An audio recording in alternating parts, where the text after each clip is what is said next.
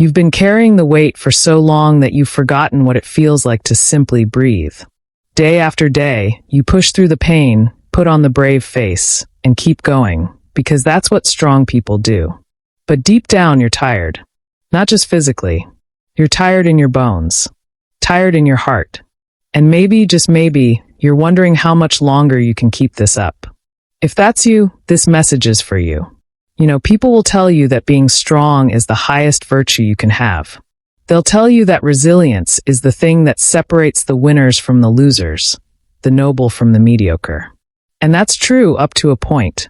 But what they don't tell you is that strength comes with a price. A steep one. You pay for it every time you bite your tongue instead of speaking. Every time you hold it together when what you really need is to fall apart.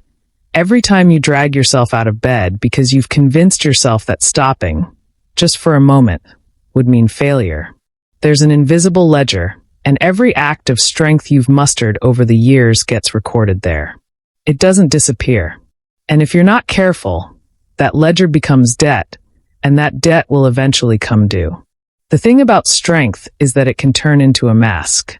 You wear it long enough, people stop seeing your face. They stop asking how you're doing because the answer is assumed. You're fine, you're capable, you've got it under control. They lean on you, not because they're cruel, but because you've trained them to. You've shown them that you don't break. And after a while, you start to believe your own act. You tell yourself you can't be vulnerable because it might unsettle the people around you. You can't show weakness because they need you to be the rock, the anchor, the constant. And in some strange way, you even take pride in it. But the problem is, you're not made of stone. You're made of flesh and blood, and both wear out. And maybe the most tragic part is that you begin to measure your worth by how much you can endure. You think that the more you can carry without complaint, the better you are as a person. But that's a dangerous delusion, because endurance without relief doesn't make you noble. It makes you numb. And numbness will rob you of the very humanity that made your strength meaningful in the first place.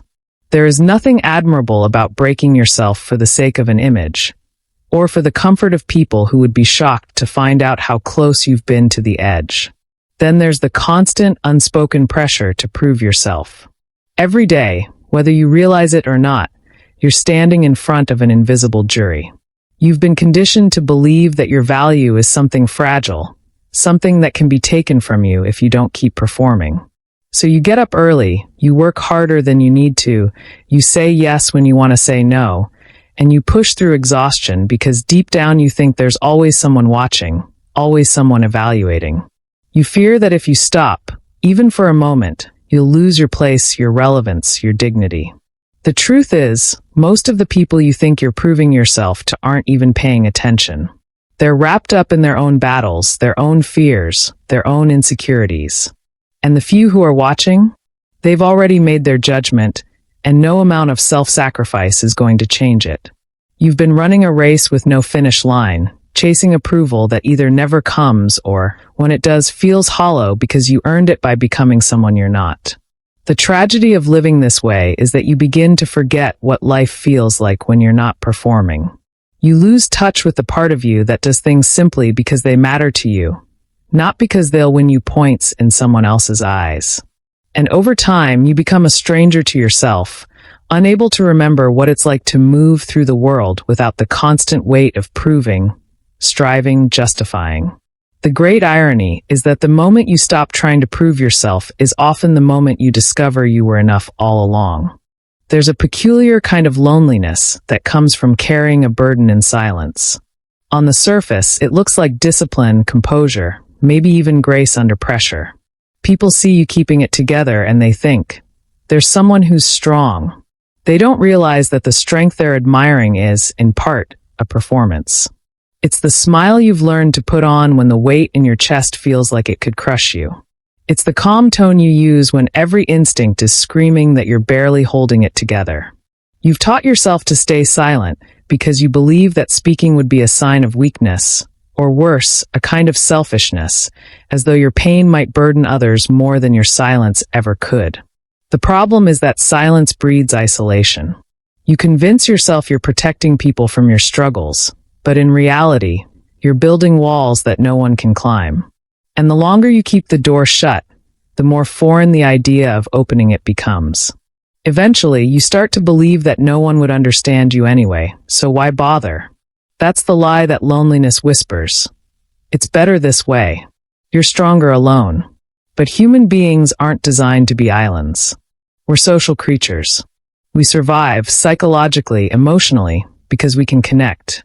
And if you strip yourself of that connection, even in the name of stoicism, you rob yourself of the very thing that would make your burden bearable. The strange thing is, when you do finally open up, when you admit to someone that you're not okay, the reaction you feared so deeply often doesn't happen. Instead, you find people leaning closer, listening harder, respecting you more for the honesty than they ever did for the facade.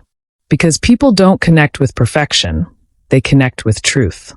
And there's something profoundly human about seeing someone you thought was unshakable admit that they, too, are vulnerable.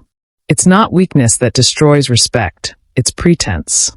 But there's another force at play here, one that's equally destructive: the way we've demonized rest.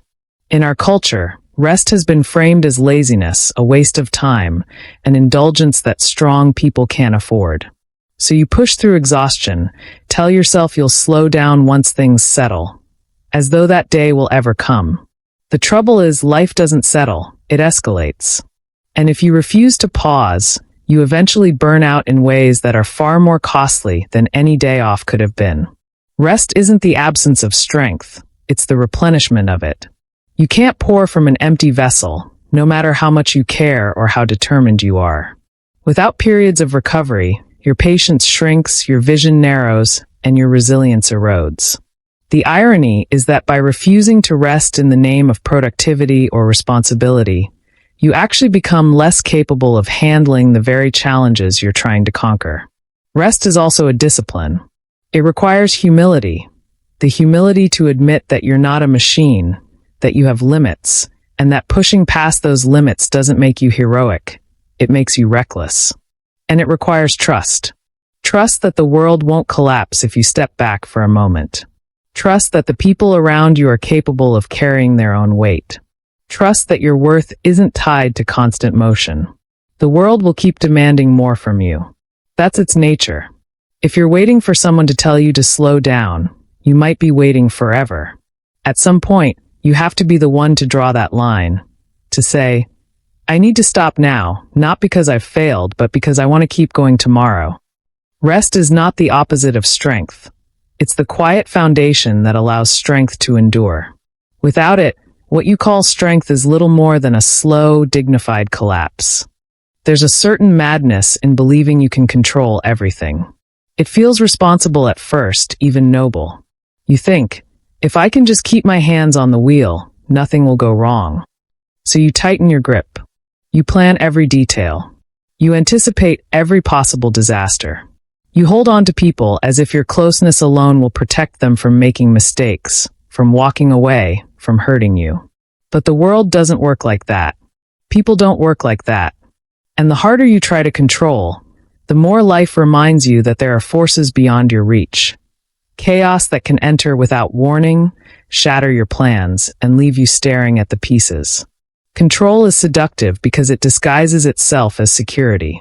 But real security doesn't come from trying to make the world conform to your will. It comes from adapting when it doesn't. The more energy you spend fighting the uncontrollable, the less you have for the things you can influence, your attitude, your choices, your principles. And here's the cruel paradox. In trying to control everything, you actually lose control over the one thing you truly possess, your own peace of mind. Letting go doesn't mean surrendering to apathy or chaos. It means releasing the illusion that the outcome was ever fully in your hands. You can do your best, you can act with integrity, you can fight for what matters. But beyond that, you have to accept that the world is unpredictable. And sometimes that unpredictability is the very thing that will grow you in ways you couldn't have planned for. There's strength in being able to loosen your grip and say, I will meet whatever comes as it comes, instead of exhausting yourself trying to rearrange the future before it arrives. Part of the problem is that we've been fed a false definition of strength. We've been told that strength means gritting your teeth through pain, never showing fear, never admitting you don't know what to do. But if that's all strength is, then it's just stubbornness in disguise. Real strength isn't measured by your capacity to endure suffering without flinching. It's measured by your capacity to face reality as it is, even when it's inconvenient, humiliating, or deeply uncomfortable. Sometimes that means acknowledging that what you've been clinging to is gone. Sometimes it means admitting you were wrong. Sometimes it means letting go of a dream you've carried for years because it's costing you more than it's giving you. And none of that is easy. But the courage to do it, that's strength. It's the kind of strength that transforms you, that reshapes the way you see yourself and the world. And here's the thing. When you redefine strength this way, you stop living as a fortress and start living as a human being. You realize that letting go doesn't make you fragile. It makes you adaptable. And adaptability, in a chaotic world, is worth more than any rigid facade of toughness. You don't have to be the one who can take every hit without falling. You don't have to be the one who never bends. Sometimes the strongest thing you can do is bend without breaking, to pivot instead of shatter, to open your hands and trust that not everything that leaves you is a loss. Strength is knowing you can survive without clinging to what's killing you. It's trusting yourself enough to face tomorrow without having to control every inch of it today. There's a quiet kind of destruction that comes from saying yes when everything in you wants to say no. It's subtle at first, hardly noticeable. You agree to help with something you don't have the time for. You attend an event you have no interest in. You take on responsibilities that don't belong to you, all in the name of being dependable, agreeable, or a good person. And each time you do it, you feel a small flicker inside you dim. That flicker is self-respect, and once it starts to go out, you don't realize how dark it's getting until you can barely see yourself anymore. Saying no isn't selfish. It's a declaration that your life, your time, and your energy matter. Every yes you give without meaning it is a withdrawal from your internal bank account. Eventually, you're operating in the red, running on emotional debt.